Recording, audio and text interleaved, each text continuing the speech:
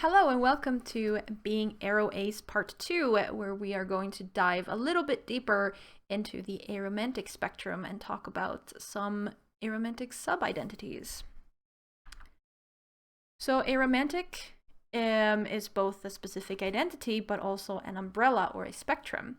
There are many sub-identities and also microlabels to describe experiences more accurately for people in the community.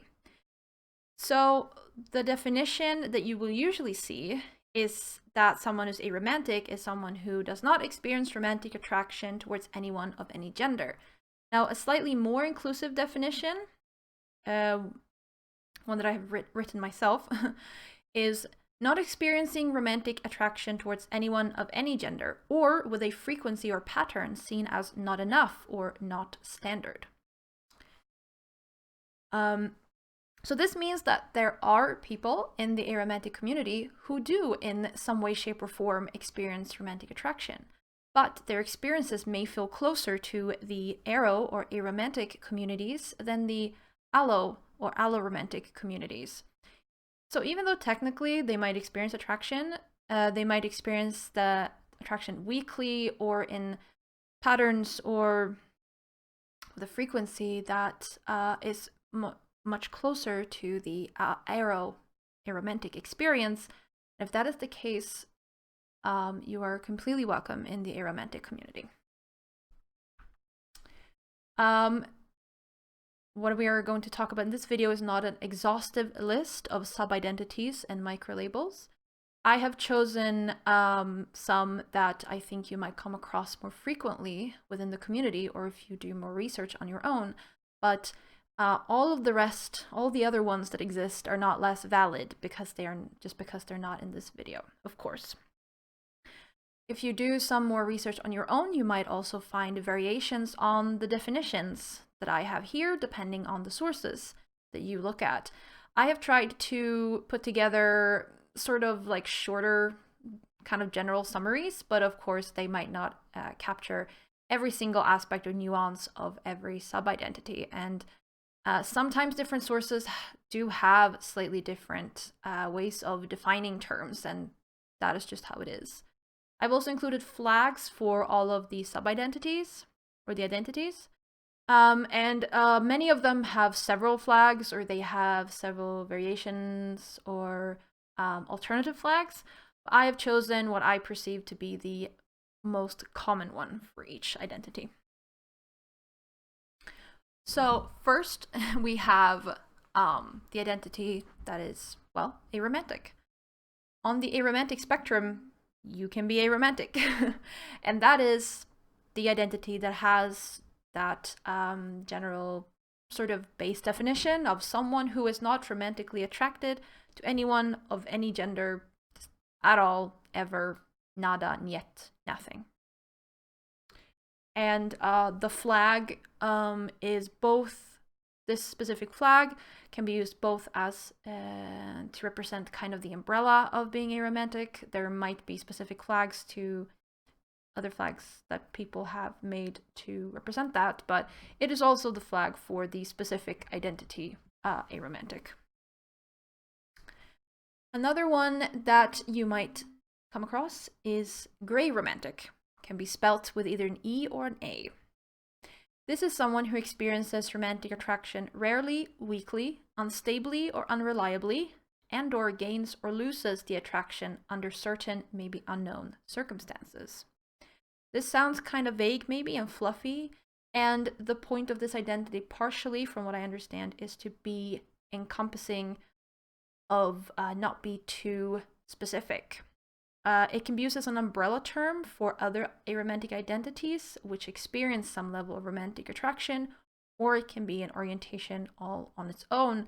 For example, if you are not sure if you experience or not, or you do not feel like it is relevant to put a more specific identity, but you might not necessarily relate completely to the aromantic identity. It can also be combined with other romantic orientations. So some people might say that Greyromantic is their orientation, that is it. And others might say that they are, for example, gray heteromantic. So the times when they do experience some sort of romantic attraction, it is to people of a specific gender that is not the same as their own, but they still experience it in a pattern that corresponds with being Greyromantic. Then we have Demiromantic, someone not romantically attracted to anyone unless a deep emotional connection has already been formed, although not necessarily even then. This is a identity that is kind of easy to confuse. It is not the same as someone who would says that they would only date someone after a bond has been established with that person. Because then you are talking about behavior, romantic behaviors. When we talk about an orientation, we talk about attraction. So someone who is demiromantic could never possibly develop romantic feelings, romantic attraction, or a crush on someone whom they do not have a previous connection with. An already existing relationship is the only way a demiromantic person could be able or would be able to experience romantic attraction. If you're not demiromantic, for example, people who are heteromantic, they can develop attraction to, for example, a celebrity or to someone they have never spoken to. For example, say you can experience romantic attraction towards someone you swipe on Tinder before you even talk to them. Someone who's demiromantic would not be able to do that. They need an emotional connection to a person before developing a romantic attraction or developing a crush is even something that could possibly be considered. Demiromantic can be a romantic orientation on its own. It can also be combined with other orientations. You could, for example, be demi-Frayromantic.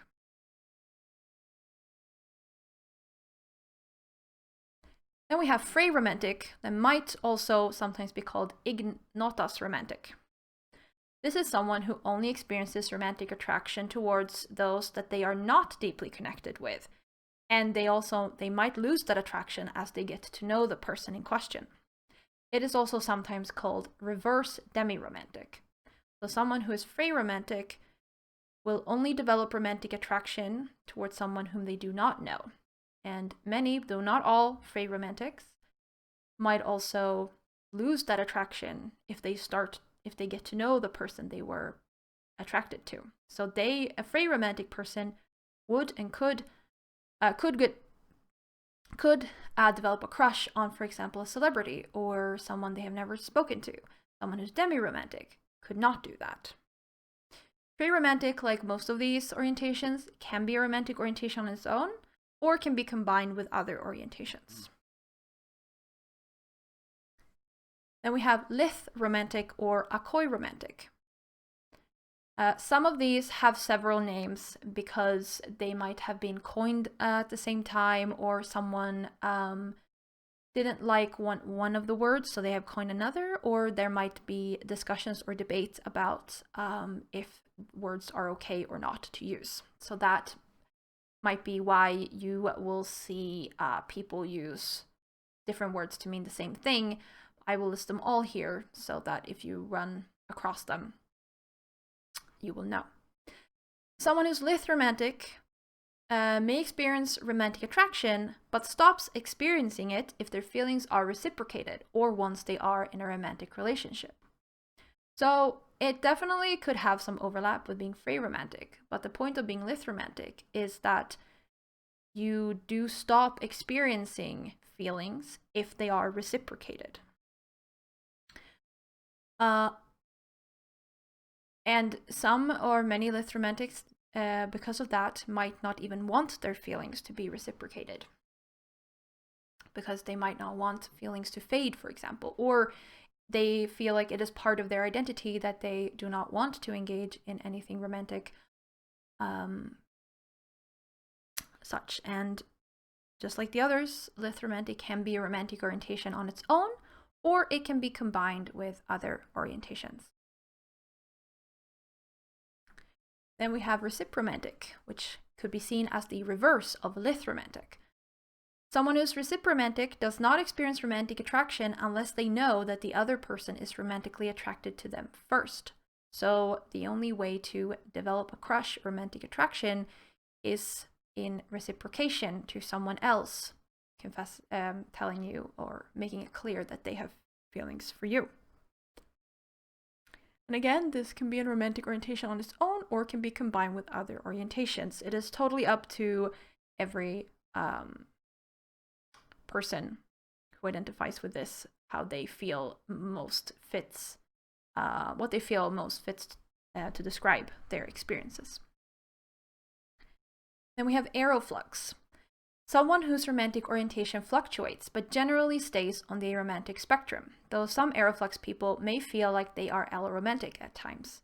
Now, any orientation, whether romantic or sexual, can fluctuate or change sometimes over time, but being aeroflux, what I've read generally means that it might happen a bit more frequently, or you feel like it is the core part, in a sense, of your romantic orientation or identity. This again can be a romantic orientation on its own or can be combined with other orientations. Aerovague. An orientation influenced partially or fully by one's neurodivergency. For example, if autism influences one's romantic attraction. Human experiences, of course, do not exist in vacuums, and neither do human identities. Everything that you are as a human will intersect and overlap with each other and have an effect on each other. So, for example, if you are neurodivergent, like having autism, for example, that could very well influence your romantic orientation. And then we have this word for that.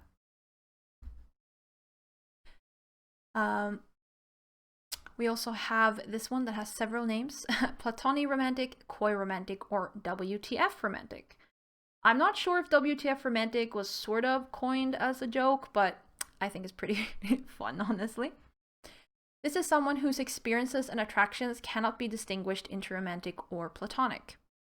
It also can include not knowing one's romantic orientation or not wanting to define one's romantic orientation. But you might still feel that the aero or aromantic community is closer to your experiences and more relatable than maybe some allo spaces. Finding the concept of romance to be inaccessible, inapplicable, or nonsensical. Or it can be that questioning one's romantic identity for such a long time that the questioning itself becomes an identity, rather than a path towards any more stable identity.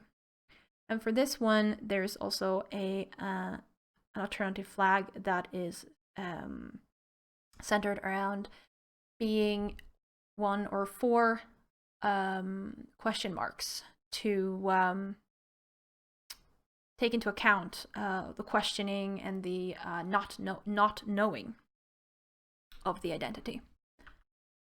Then we have nebularomantic, a term for being unable to or having a hard time distinguishing romantic attraction from platonic attraction due to one's status as neurodivergent. So this is essentially a identity that is the same as coy romantic or WTF romantic, but it is solely explicitly coined for to be used by neurodivergent people who might feel like their neurodivergence has a significant impact on how they experience their romantic orientation. Then we come to some so-called microlabels.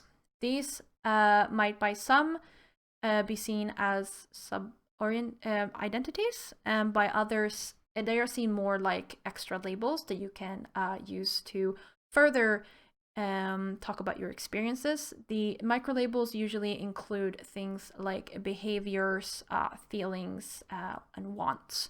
So it is not solely based on attraction or attraction patterns. Cupid Romantic is someone who does not experience romantic attraction but still desires a romantic relationship. May also be used by people who sometimes feel romantic attraction but still desire a romantic relationship even without attraction.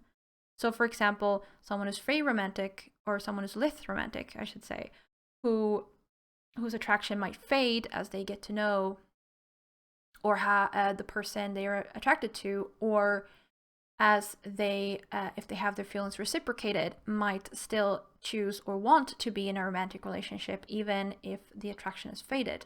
And they could then use this label. Then, last but not least, we have Romantic or Romantic. This is again a microlabel.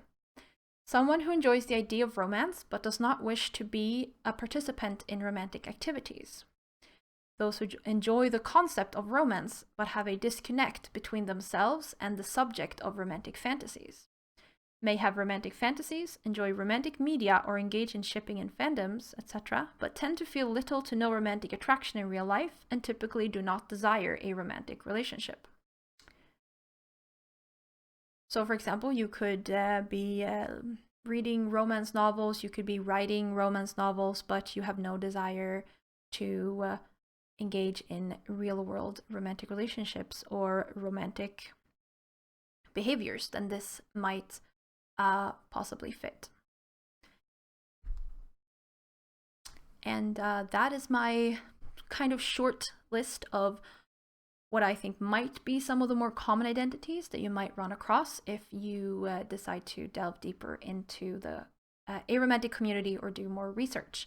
This is by no means an exhaustive list of identities, and I will have sources in description, the sources I use for my definitions and flags, and also they have a lot more identities and microlabels to rummage through. But lastly, no one can define your identity but yourself. And conversely, no one else can tell you what your identity is. Some people like having as many words as possible to describe themselves and their experiences. One person might want to use 10 or 12 words, while another person might not want to use labels at all, or someone else uses only 2. And that's perfectly fine. Having words to talk about your identity and experiences is very important. It's very empowering, and it helps you find others that have similar experiences that you might be able to relate to or who can relate to you. So don't gatekeep words. Primary sources I used was the Aerospec Awareness Week Tumblr blog and the LGBTA Wikipedia, and they will both be linked below. And of course, this presentation was green because those are the primary aromantic flag colors. So I hope you learned something new and that I didn't sound too dead while making this video.